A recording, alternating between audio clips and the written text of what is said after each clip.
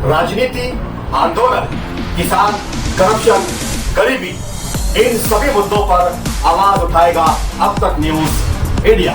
सत्ता के आगे जब भी सवाल कमजोर पड़ने लग जाए तो सवाल उठाने पड़ते हैं। बोल के लफ्ज आजाद है तेरे, बोल के सच जिंदा है अब तक। आइए दर्शकों, एक बार फिर आपका स्वागत है अब तक न्यूज पर। आज हम बात करेंगे कल के हुए धुलिया लोकसभा के जो मतदान हुए हैं, उस मतदान के ऊपर हम बात करेंगे, चर्चा करेंगे कि टोटल मतदान कितने हैं और पिछले 2019 के चुनाव में टोटल कितने वोटर्स थे, कितनी वोट पड़ी थी, 2024 के चुनाव में कितने वोटर हैं, कितनी वोट पड़ी है, कहां से कौन से इलाके से कितनी वोट डाली गई है, ये पूरा डाटा आपको बताएंगे। लेकिन सबसे अहम चीज़ जो है वो हम आपको ये बताएंगे जो आपको सिर्फ और सिर्फ अब तक न्यूज़ इंडिया पर ही देखने को मिलेगा, क्योंकि अब तक न्यूज़ इंडिया ने मेहनत करके कल पोलिंग बंद होने के बाद धुलिया लोकसभा के हर मतदार संघ में जहां जहां से भी लोगों ने वोट किया है, हमने वहां लोगों से संपर्क करने की कोशिश की, उनसे बात करने की कोशिश की और ये आंकड़ा निकालने की कोशिश की है कि किसको कितने वोट जा रहे हैं। उसके पहले हम बात करेंगे मालेगांव मध्य की, फिर हम बात करेंगे पूरे मतदार संघ की। मालेगांव मध्य की बात करने का मकसद क्या है? मालेगांव मध्य जहां कल वोट को लेकर काफी उत्साह देखने को मिला और इस बात की चर्चाएं भी पूरी धुलिया लोकसभा कॉन्स्टिट्यूंसी में चल रही है कि जितने मतदान मालेगांव मध्य सेंट्रल इलाके नंबर 115 में हुए हैं, इतने मतदान कहीं पर भी किसी भी मतदार संघ में नहीं हुए हैं और ये सच्चाई भी है। लेकिन फिर भी मैं अपनी ओर से अगर कहूं तो जिस तरीके की जन जागृति की गई थी और जिस तरीके की बातें चल रही थी कि इस मर्तबा बहुत ज़्यादा जागरूकता है, तो शायद 3 लाख कुछ वोटर हैं मालेगांव शहर में। लेकिन उसके बावजूद भी जो ऑफिशियल डाटा हमारे पास आया हुआ है, उस ऑफिशियल डाटा के हिसाब से 1,90,846 मतदाताओं ने सिर्फ मतदान किए हैं। यानी कि अभी भी 1 लाख से ज्यादा लोगों ने यहाँ पर अपने वोट का अधिकार इस्तेमाल नहीं किया। वो क्यों नहीं किया, ये हम अगली वीडियो में बताएंगे कि ये आंकड़ा बढ़ सकता था, लेकिन ये आंकड़ा क्यों नहीं बढ़ा, इसका रीजन भी हम आपको अगले एपिसोड और अगली वीडियो में बताएंगे। क्योंकि ये मामला हमारा आज का इस बात पर है कि किसको कितने वोट मिले हैं और इस बार कौन इस जीत का सिकंदर होने जा रहा है। मालेगांव मध्य के जितने भी मुस्लिम नेता है, हमने कई नेताओं से बात करने की कोशिश की है और जब उनसे हमारी चर्चा हुई है तो वो बहुत ज़्यादा इस खुशफहमी में है कि इस मर्तबा जो वोट परसेंटेज मालेगांव शहर से गिरा है, इससे लगता है कि महाविकास अघाड़ी वो कांग्रेस पार्टी की सीट जीत रही है। क्योंकि जिस तरीके से पोलिंग बूथों पर भीड़ देखने को मिली है पिछले 2019 के चुनाव से, इस मर्तबा 2024 के चुनाव में वो भीड़ में बढ़ोतरी देखी गई है। लेकिन हम ये देख रहे हैं कि मालेगांव मध्य की आम जनता और मुस्लिम नेता बहुत खुश नजर आ रहे हैं, बहुत खुशफहमी में नजर आ रहे हैं। 3 लाख की वोटों पर उन्हें बड़ा गर्व है कि मालेगांव शहर में 3 लाख मुस्लिम वोट है और वो हमने 1,90,846 वोट डाले हैं, जिसमें से कितने वोट अदर्स पार्टी को जाएंगे, आज़ाद उम्मीदवारों को जाएंगे, ये अभी कहा नहीं जा सकता। लेकिन बड़ी अक्सरियत का जो वोट है वो कांग्रेस पार्टी को जाता हुआ यहाँ दिखाई दे रहा है। और इसी दम पर और इसी बलबूते पर मुस्लिम नेता इस बात का दावा कर रहे हैं कि इस मर्तबा कांग्रेस पार्टी की जीत, इंडिया अलायंस के उम्मीदवार की जीत यकीनी है। लेकिन हमारा तजुर्बा क्या है वो हम आपको बताना चाहेंगे। तो दर्शकों, शुरू करते हैं ये इलेक्शन में कौन जीत का सिकंदर होने जा रहा है, इस पर जो हमने रिपोर्ट तैयार की है वो आपको बताना जा रहे हैं। सबसे पहले आप ये देख लें कि धुलिया से हम शुरुआत करेंगे और या फिर नहीं तो हम आखिरी हिस्से से शुरुआत करते हैं सींदखेड़ा से। तो सींदखेड़ा से शुरुआत करते हैं। सींदखेड़ा में टोटल मतदान जो है वो मेल जो है वो 1,69,648 है, फीमेल 1,62,196। टोटल वोट सींदखेड़ा के यहाँ पर जो है 3,31,845 यानी कि मालेगांव मध्य मुस्लिम विभाग से भी ज्यादा वोटें सिंदखेड़ा में है। अब आते हैं हम धुलिया। पहले हम धुलिया आउटर की मतलब बात करेंगे। धुलिया आउटर में टोटल वोट है 2,39,039 male, female 1,89,558, total vote 3,93,498। Malegaon Madhya मुस्लिम मतदाताओं से ज्यादा धुलिया आउटर की वोट यहां पर 4 लाख के आसपास है। अब आइए धुलिया सिटी की बात करते हैं। धुलिया सिटी में कितने मतदाता है? मेल है 1,79,568, फीमेल है 1,64,226 यानी कि टोटल वोट है सिटी के 3,43,821 यानी कि मालेगांव मध्य मुस्लिम मतदाताओं से ज्यादा। अब बात करेंगे मालेगांव सेंट्रल की। मालेगांव सेंट्रल में मेल वोट है 1,57,512, तो वहीं फीमेल वोट है 1,44,871 यानी कि टोटल 3,23,091। यहां पर भी आंकड़ा कुछ और है। अब आइए बात करते हैं मालेगांव आउटर की कि मालेगांव आउटर में कितने मतदाता है। मालेगांव आउटर में मेल वोट है 1,89,468, फीमेल है 1,71,339 यानी कि टोटल मालेगांव आउटर की वोट है 3,60,815, मालेगांव सेंट्रल से ज्यादा। बात करेंगे बागलान पट्टे की तो बागलान में 1,51,793 वोट मेल है और फीमेल 1,37,896 यानी कि टोटल 2,89,691। कुल मिलाकर टोटल वोट है धुलिया लोकसभा मतदार संघ में 20,22,061 वोट है। अब इसमें से वोट पड़े कितने हैं ये आपको बता दें।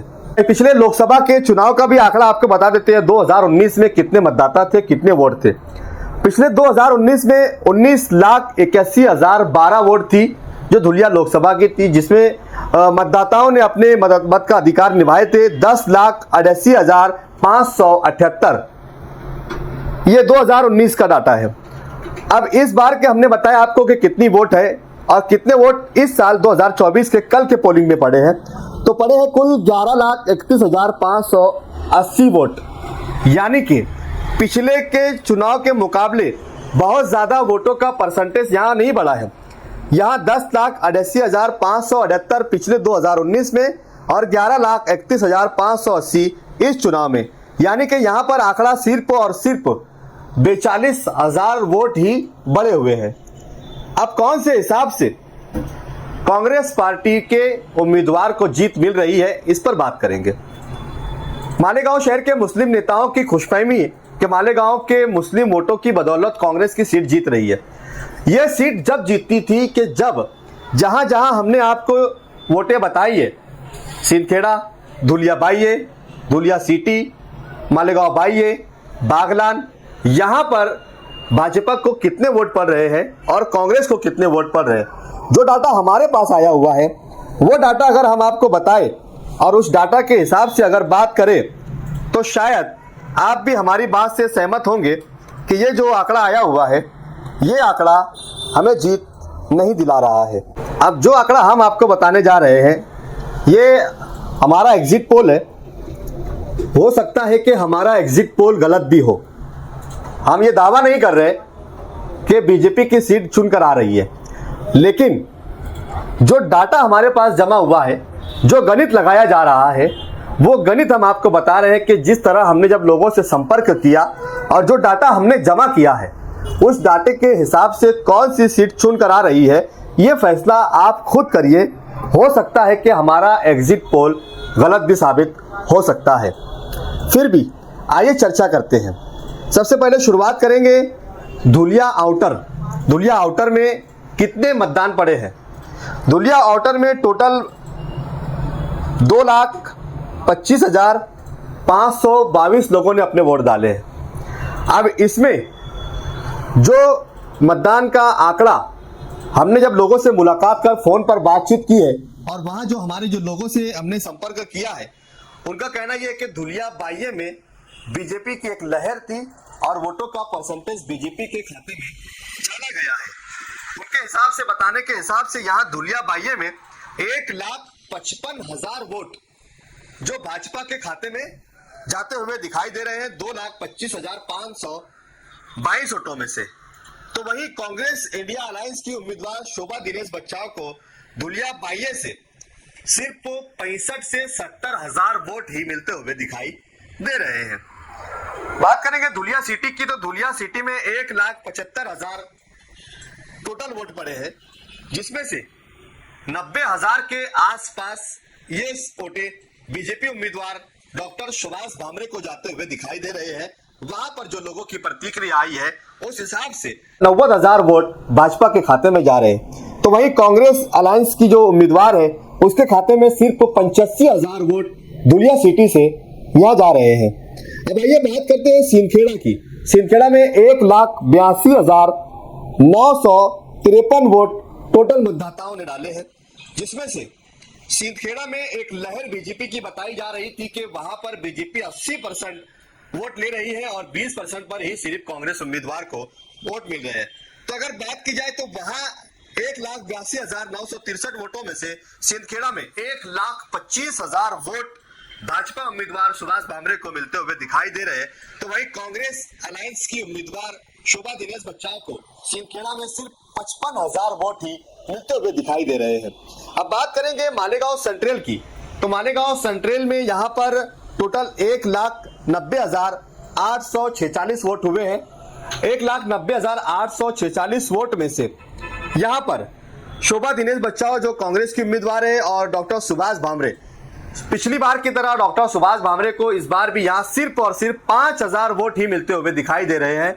बाकी के 1,80,000 वोट जो इंडिया अलायंस की उम्मीदवार शोभा दिनेश बच्चाव के खाते में जा रहे हैं और बाकी के ऊपर के जो वोट बच रहे हैं वो 5-6 जो आजाद उम्मीदवार थे ये इनके खाते में जाते हुए दिखाई दे रहे हैं।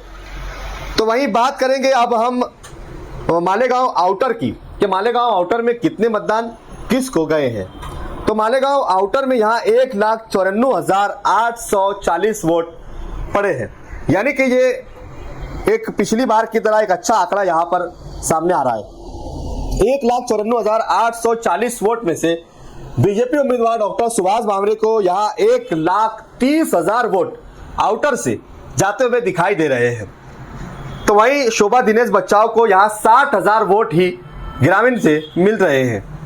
अब बात करेंगे बागलान की, तो बागलान में 1,62,345 वोट हुए हैं, जिसमें से बागलान पट्टे में भी डॉक्टर सुभाष भामरे को 90,000 के आसपास वोट मिलते हुए दिखाई देने का अनुमान लगाया जा रहा है।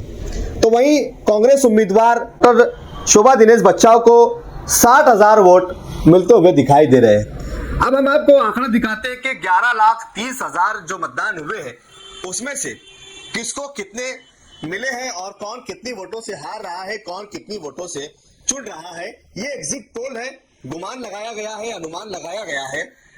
ये आंकड़ा और भी इधर उधर हो सकता है, लेकिन जो हमने एग्जिट पोल निकाला है वो हम आपको बता रहे हैं कि किस तरीके से लोग इस पर चर्चाएं कर रहे हैं और किस तरीके से वो अनुमान लगा रहे हैं।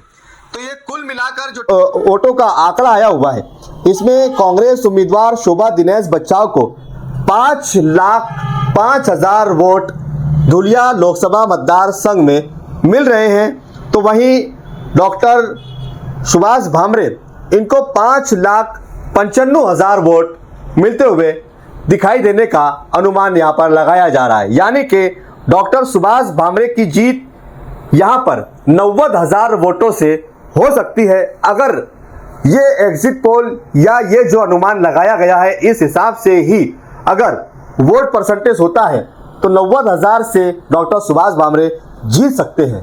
या अगर इसके कुछ अदल बदल होता है या कुछ जो 2-3 जगहों पर जो डाउट फेयर है कि धुलिया बाइये और मालेगांव बाइये, यहाँ पर अगर कुछ वोट इधर उधर हो जाते हैं तो शायद यहाँ पर परिणाम कुछ और हो सकते हैं और यहाँ पर जीत किसी दूसरे उम्मीदवार के खाते में यानी कि कांग्रेस उम्मीदवार के खाते में बहुत ही कम वोटों के फर्क से जाने की भी संभावना दिखाई दे रही है। अब सवाल ये पैदा होता है दर्शकों कि इन सारे चुनाव में मुस्लिम जो वोट है वो किंग मेकर का किरदार अदा करने वाले हैं, लेकिन अगर ग्रामीण इलाकों में जिस तरीके से यहाँ पर हम एग्जिट पोल आपको दिखा रहे हैं, अगर यही हाल रहा तो मुस्लिम समुदाय और मुस्लिम नेताओं, मुस्लिम जो मतदाता है, इनके इतनी भारी अक्सरियत में वोट देना, इतनी बेदारी से वोट देना, इतनी शिद्दत के साथ वोट देना, सारे नेताओं का यहाँ पर मेहनत करना, ये सब कुछ पानी में